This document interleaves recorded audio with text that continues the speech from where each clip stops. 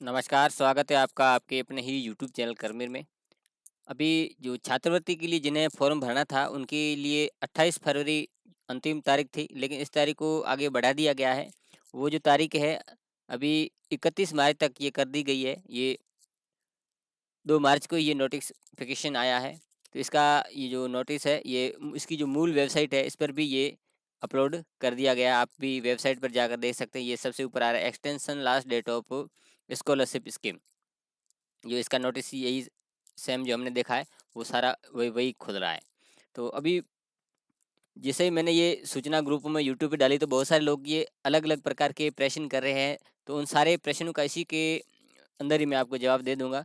Notice में चलते हैं। नोटिस में क्या क्या चीज़ लिखी हुई है कि राजस्थान के मूल निवासी अनुसूचित जाति जनजाति यानी कि SC ST, अन्य पिछड़ा वर्ग यानी कि OBC, आर्थिक पिछड़ा वर्ग जो EWS है, या अति पिछड़ा वर्ग जो पूर्व में विशेष पिछड़ा वर्ग था, घुमंतु है, और मुख्यमंत्री सर्वजन उच्च शिक्षा उच्च स्तर मैट्रिक छात्रवृत्ति योजना में राज्य की राजकीय निजी मान्यता प्राप्त शिक्षण संस्थाओं और राज्य के बाहर संचालित राजकीय और राष्ट्रीय स्तर की शिक्षण संस्थाओं के मान्यता प्राप्त पाठ्यक्रमों में प्रवेशित अध्ययनरत विद्यार्थियों द्वारा विभाग की जो वेबसाइट अथा SSO ID से क्लिक कर ऑनलाइन आवेदन करने तथा शिक्षण संस्थानों द्वारा छात्रवृत्ति पोर्टल पर नवीन पंजीयन और पूर्व पंजीयन का नवीनीकरण हेतु विभाग द्वारा पूर्व में निर्धारित अंतिम तिथि में संशोधन किया जाता है। यानी कि पहले जो तिथि थी वो 28 फरवरी थी, अब जो नई तिथि है वो 31 मार्च कर दी। जो यूनिवर्सिटियां हैं उन्होंने एडमिशन डेट भी बढ़ा दी, जैसे VMU कोटा ने 25 मार्च एडमिशन की डेट कर दी है।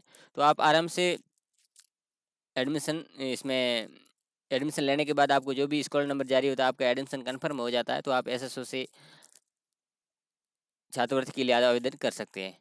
छात्रवृत्ति के लिए आवेदन के लिए आपको क्या-क्या चाहिए, उसके लिए आपको मैं डॉक्यूमेंट्स पहले ही आपको बता चुका हूँ। एक बार फिर आपको इस मूल वेबसाइट पे जैसे ही आपको जाएँगे, तो ये ई-बुकलेट से इसमें सारी जानकारियाँ मैं दे रखी है। फिर भी आपको कन्फ्यूजन होता है, मैं एक-एक चीज़ की जानकारी मैं आपको करा दूँगा। इसमें बहुत सारी योजना है। मैं उत्तर मैट्रिक जो छात्रवृत्ति है, उसके बारे में आपको बात करता हूँ। जैसे मान लो ये अलग-अलग जिनको मिल रही है, उन सभी को अब इसमें EWS है, उनको भी छात्रवृत्ति मिलेगी, और जो घुमंतु है उनको भी, OBC वालों को सबको भी। जैसे मान लो ये उत्तर मैट्रिक है, अनुसूचित जाति के लिए इनकी पात्रता की योग्यता क्या है, तो ये कम से कम आपकी जो परिवार की जो इनकम है 2.5 लाख होनी चाहिए। आप किसी भी मान्यता प्राप्त शिक्षण संस्थान में आपका एडमिशन या अध्ययनरत होना चाहिए, और आप SC ST से बिलोंग कर रहे हो, और आप राजस्थान के मूल निवासी हो। यदि अदर स्टेट के हो, तो आपको आपके स्टेट में ये मिलेगी।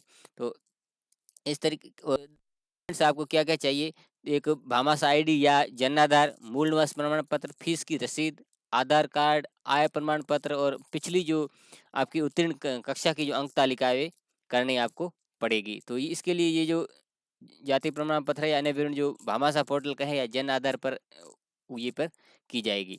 तो ये जो नॉर्मल डॉक्यूमेंट्स वगैरह है वो दे लाभ, जो ये नॉन रिफंडेबल फीस और जो भत्ते को शामिल कर छात्रवृत्ति के रूप में दिए, यानी कि जो आप पे करते, यानी कि जो भी आप फीस भरते वो आपको वापस इसमें मिल जाती है। अब बहुत सारे कन्फ्यूजन है, ये है कि इसमें भी दिया बताया गया, मैं भी आपको बता रहा हूँ कि इस आय प्रमाण पत्र आपको उसमें अपलोड करना पड़ेगा। लेकिन बहुत सारे स्टूडेंट की मेरे पास फ़ोन कॉल्स आते हैं कि मैं उस जगह गया था, उन्होंने ये बताया वो बताया। तो आपको जो भी बताया गया हो, लेकिन मैं आपको ये बता रहा हूँ कि ये चीज़ें जो ज़रूरी चीज़ है वो ज़रूरी ही है।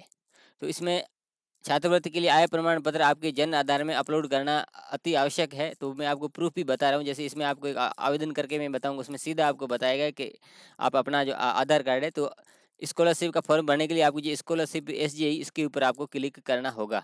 जैसे इसके ऊपर क्लिक करेंगे, तो इसका जो पोर्टल रीडायरेक्ट होके खुल जाएगा, और इसमें क्या क्या ऑप्शन सारे मैं आपको उसमें सारा बता देता हूँ।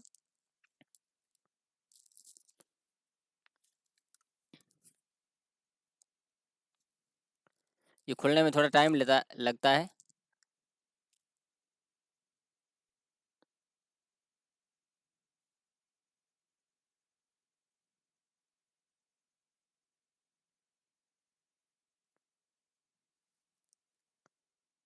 अब इसमें ये आवेदन की जो जमा करने की अंतिम तिथि है, वो 31 मार्च 23 तक बढ़ा दी गई है।